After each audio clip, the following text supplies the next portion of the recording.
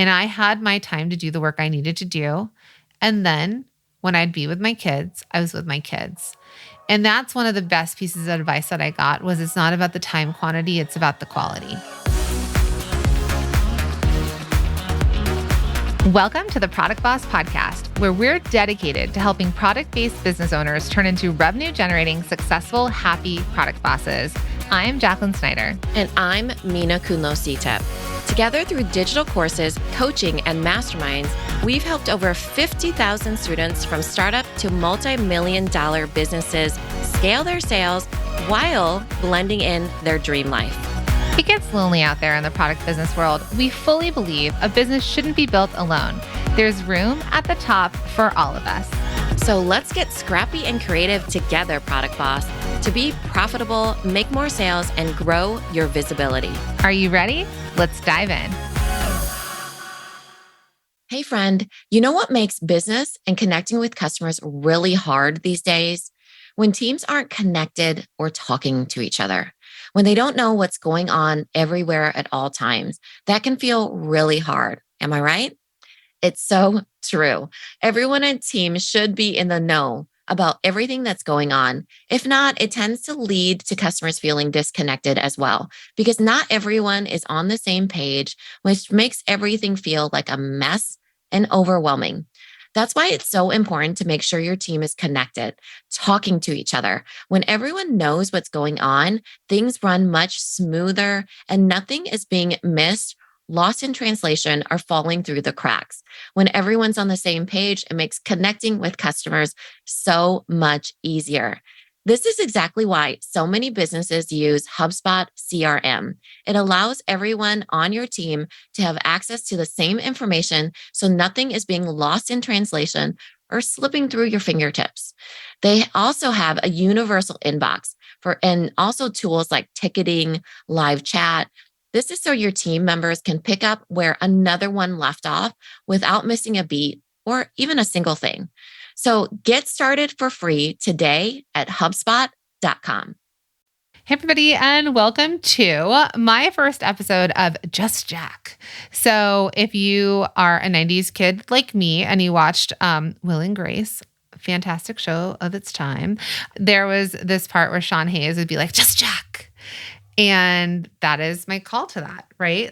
Just Jacq, but with a Q. So if you didn't know that, that's what it is. You can call it a Jacq-a-sode, whatever you want to call it. But Mina and I are going to be hosting some solo episodes and really kind of diving in, and we're really excited about it. So today's episode is going to be a Q&A, Ask Us Anything. So if you are on our mailing list, on our email list, if you're follow us on Instagram at The Product Boss, if you are a multi-stream machine student, we have been asking you to ask us questions so that we can help answer them, right? And so today, and this is something that's very similar to how I coach in masterminds, if you work one-on-one with me in coaching, if it's a VIP day, when you work with me, because I am an expert coach in product-based businesses. Since 2007, I have coached and consulted and helped people like you from concept, from just having an idea to figuring out what is the idea, what are we going to name it, what do we need to do next, how do we develop this product, how do we get it up and ready to sell, how do we market it, right? This is my journey in this life. This is my impact. And so coaching is something I love to do. And I'm gonna answer, I think, a couple questions on this episode to show you what it's like to kind of not show you, one, to offer some answers to questions, and this might be relevant for you. And also, if you choose to work with me sometime in the future, whether you join my Circle Mastermind, whether you decide that you're going to take me up on, sometimes I offer VIP days or virtual strategic intensives, and sometimes I take some one-on-one clients. I want you to also see and experience what it could look like having a coach in your pocket, on your side. That would be the better way of saying this. I am not a Pokemon. Okay. All right, my friends. So we got some fun questions that came in. One of the questions is, I launched my website in April, and what's the best way to get into the luxury market? I make luxury candles, and I really want to start selling wholesale to museum gift shops. Any tips on how to approach buyers at museum gift shops, or better yet, find their information so we can contact them directly via email or phone call? All right. Well, we definitely go through some of these tips and tricks inside of Multi-Stream Machine. So I will say that there is some stuff here that is in Multi-Stream Machine that is like a very specific, like how to find customers. But I want to take this question, I want to shift it. And if I was coaching this person in person right now on a call, this is Caroline. If I was coaching Caroline, I would first say, what do you mean by luxury? So when we're talking about luxury candles, what are we talking about when it comes to luxury? Because I will tell you, I just discovered this like a month or so ago. I have this one candle I've been burning and burning and burning, and it's almost out. And I went to look it up and I was like, how do I get this candle again? I looked it up and it was like a $350 candle.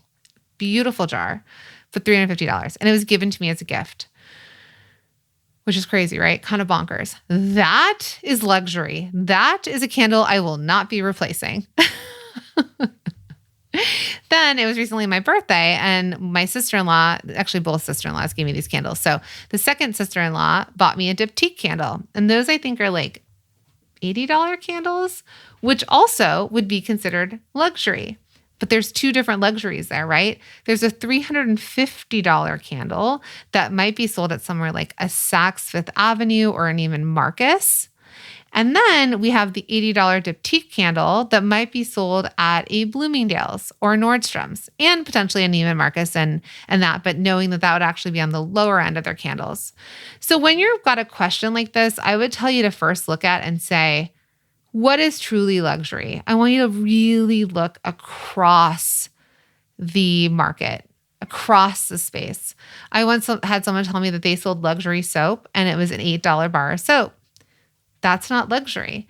That might feel like a luxury based on where you are in the world, based on your experience. But there are people that spend $120 on a bar of soap. Same thing, there's a cookie company. I think it's called The Last Crumb, I think. I will look that up as I'm live saying this. I don't get as much downtime when, Last Crumb. Okay, my friends, Last Crumb. Cookies born in LA. Okay, you can buy, how many cookies do we get here? 12 cookies? 12 handmade cookies. You can get 12 handmade cookies. And do you want to know how much those 12 handmade cookies are out of LA that sell out all the time? $140. Or you can get their summer collection for $160 for 12 cookies. And they're selling fast and they sell out. And people will buy it just because of the price. So I'm saying all this because what I want you to do is when you're asking questions like this or when you're considering it for your business, I want you to really look and say, well, what is luxury? And am I really selling luxury? Then the second part about this, about museums and gift shops, which I've also helped clients sell like one-on-one to gift shops, is, are gift shops truly luxury? So again, thinking about your price point, thinking about why a gift shop would want your candles, like specifically, right? Sometimes it has to relate to something that has to do with the museum, a feature they have, if they've got a section that features like stuff that's local, like why your stuff in a museum. Then the second thing is like knowing that museum gift shops have a wide range of things.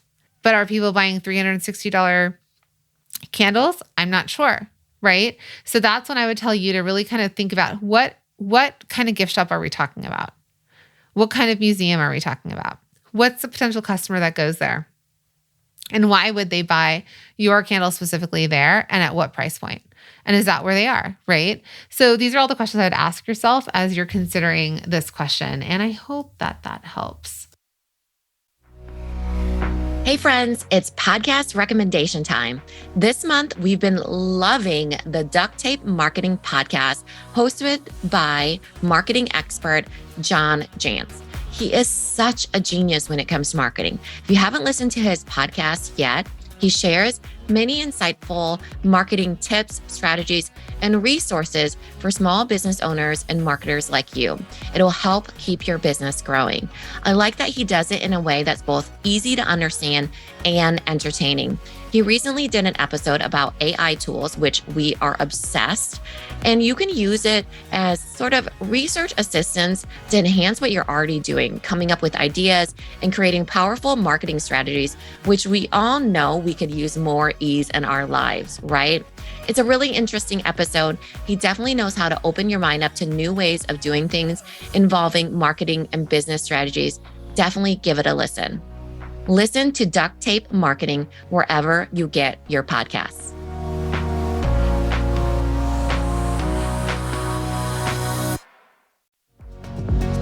Hey, product boss. Okay, it's your product biz coach here, Jacqueline, and I have a treat for you. So the other day, we got a message on Instagram from our friend Lolly. Now, she's a product boss, and she was on the hunt for an easy-to-use inventory management software to keep track of her raw goods and what she had ready to sell. And guess what? We had an answer for her. Not only did we have a fantastic inventory management software to refer her to, but we also had a whole treasure chest of 308 other business tools and resources to make her product-based business easier to manage and more efficient to grow. And we have it for you as well. Now picture this: packaging and printing supplies, affiliate management, website and email software, legal resources, video and photo tools. Oh my, you name it, we've got it.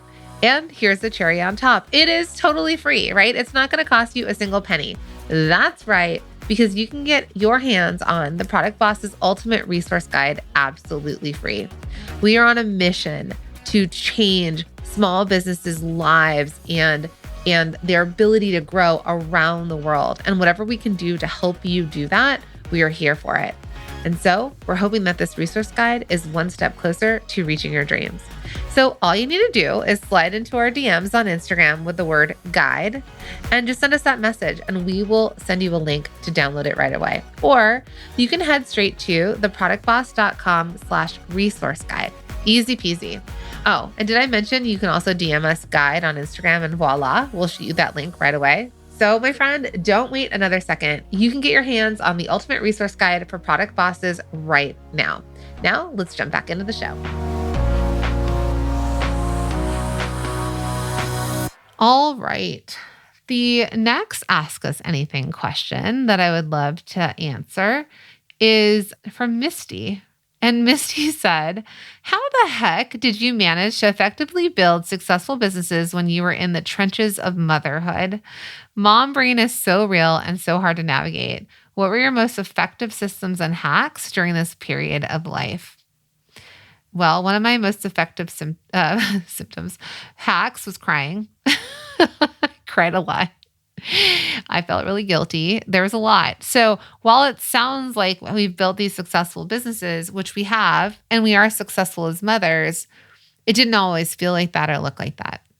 And even if people reflected back to, I'll just speak from my own experience, my husband's like, you're doing great. You're a great mother. And then I'd have all the reasons why I wasn't a great mother. I worked too much. I worked too late. Even right now, it's almost 5:00 and it's one of the days of summer for my kids and I'm working and I'm like, it's supposed to be a day off, but I still have work to do.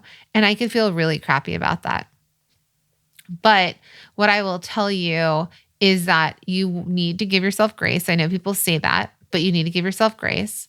You need to ask for help or get help or pay for the help that you can afford, which is something our original mentor, Natalie Ekdahl, said is like, pay for whatever help you can get. And when I did have my second kid, I did pay for Willa to go to daycare. It was really hard. I started her off way earlier than I ever started off my son because I didn't have the luxury. I didn't have family around. I needed to work. I had two businesses. I needed her to be somewhere else while my husband worked as well. And honestly, she flourished and she thrived and she loved it. And I had my time to do the work I needed to do. And then when I'd be with my kids, I was with my kids. And that's one of the best pieces of advice that I got was it's not about the time quantity, it's about the quality. And time quantity also has to be is like, how are you taking care of yourself? How are you nourishing yourself? How are you caring for yourself to be the best possible version of a parent? And why are you not asking for help? Right? Why are you not sharing responsibilities with your partner at home? Why does it all end up on you? Just because we're women and mothers, and I know that we're excellent at raising our kids, doesn't mean that we have to also do all the things required that maybe our moms did or that was modeled to us in the past. So I think that for effective systems was blocking my days and my time, was knowing I took my kids to, when they were ready, that I took my kids to preschool at a certain time. And then I knew I had to pick them up and those are my work hours and I got it done what I needed to get done. And I would work late at night too. I think it took me a long time to prioritize sleep because it is easier when kids are sleeping to work at night. I think it was going easy on myself. And one of the biggest things I did was I got a mindset coach. I got a life coach because no amount of therapy was going to make me believe I was a better mom. And then what she ended up helping me do, and this is something that you might, if you listen to Brooke Castillo's podcast or if you listen to Dr. Sasha Hines, but it's like having a neutral thought. So not saying I'm a good mom and not saying I'm a bad mom, but just saying I am a mom. And so a lot of times when we like compare ourselves or say, like, my mom did it like this, or I'm a bad mom because I'm working all the time, or I could be a good mom. It's just the thing that my brain could believe is I am a mom. I'm a mom. I'm a mom that works and I'm a mom that wants to be with my kids, but I am a mom. And whatever and however I feel it in between, and there will be regrets and there will be things that I don't regret and there'll be things I wish I did differently and there will be things that I was like, I did the best I can. And I think that's what you can leave yourself with is you did the best you can. Your kids are going to know the quality versus the quantity and how you show up when you're with them. Are you rested? Are you nourished?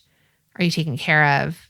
Are you doing the best you can? And if you can't say yes to that, then even before you show up for your kids, figure out how you can show up for yourself. Okay? Drink more water, get some sleep.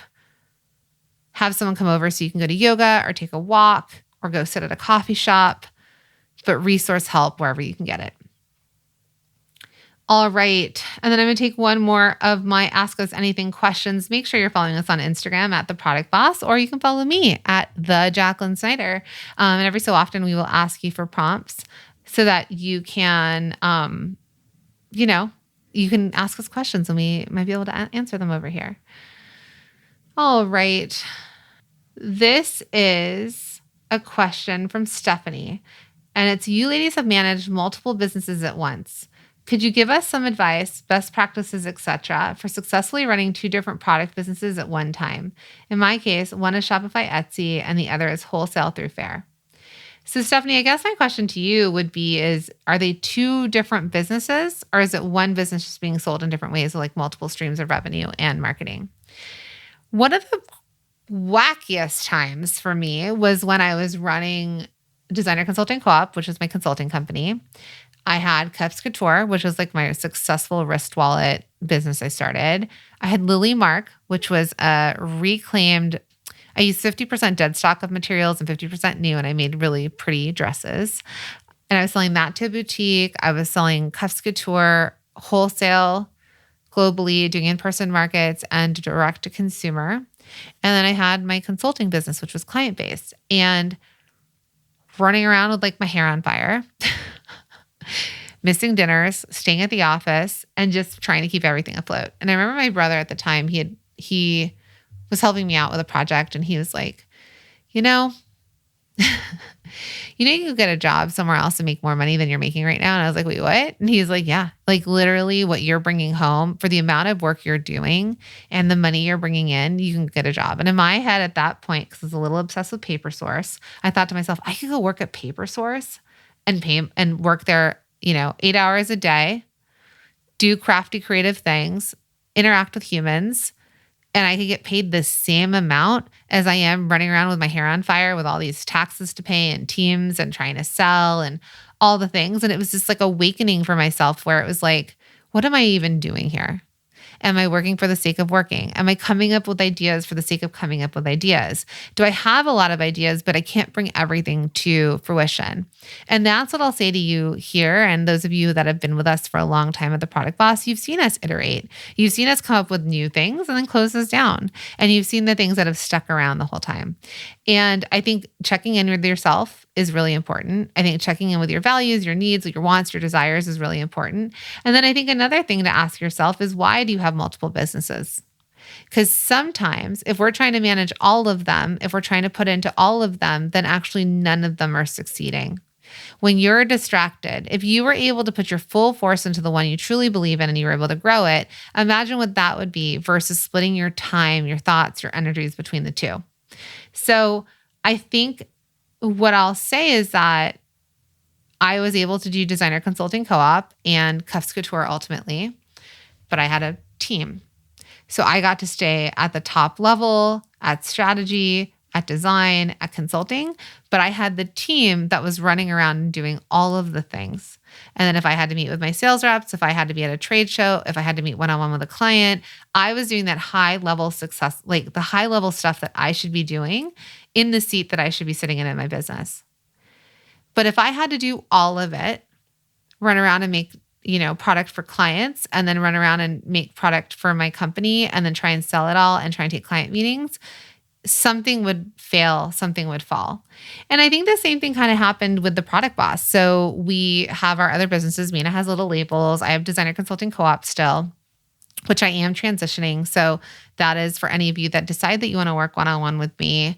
I am starting to offer some one-on-one. I'm offering masterminds. It's like solo, some VIP days. Like I really want to interact with you all and coach, and I can't take everyone, but I'm definitely like working with several of you right now. And so the thing is though, is that I had my consulting business and the Product Boss was 1 day a week. The Product Boss grew bigger than we could have ever imagined. And then my consulting business turned into 1 day a week, and the Product Boss was 8 days a week. And then now, as we've built this team and the Product Boss is where it is, and then this idea now of like, all right, are there little things I want to do on the side to fulfill my soul, my destiny, what's going to fill me up? The Product Boss is number one priority, our community, our students, and all the things. But a sub of that in some of the time is that I can take on some clients to work one-on-one with. One of the things that we've always done, but I'm doing on my own, is the mastermind. And the idea here though is that we still have a team. So if you don't have a big team, if you're still doing it all yourself, I need you to think, where do I need to focus to grow something to the point that it can hire people that can start to run it and help you manage the businesses?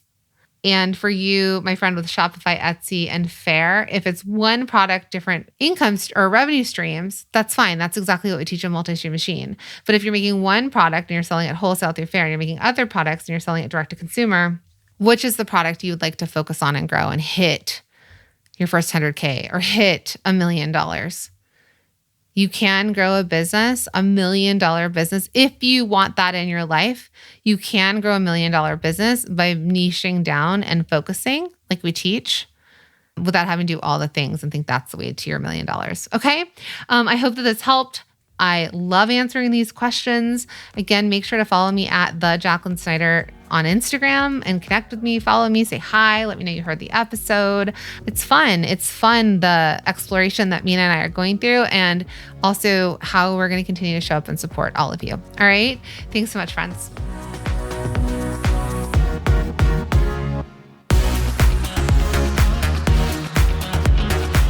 Thank you for being here and listening all the way through the Product Boss podcast. If you love our show and it has helped you in any way in your business, would you mind doing 2 things for us? Subscribe to the show so you never miss an episode, and leave us a review. Reviews help other product entrepreneurs know that this is the place to be to grow their businesses and realize that they're not alone. And we know that you all know that a 5-star and honest review helps you sell more products to more people. So you know that your reviews help us reach more listeners around the world. Remember, what we give is what we receive, and we are all about helping each other in the Product Boss community. We are all in this together. We would be so appreciative of you if you could take the time right now to subscribe, leave a review, and even share this episode on social or someone you know so we can impact more lives. And remember, subscribing means that you will get notified each time we release a new episode so you never miss a thing. You have helped us grow and climb into the top 10 of all marketing podcasts, and together we can keep climbing. Thank you, friends. And remember, there is room at the top for all of us.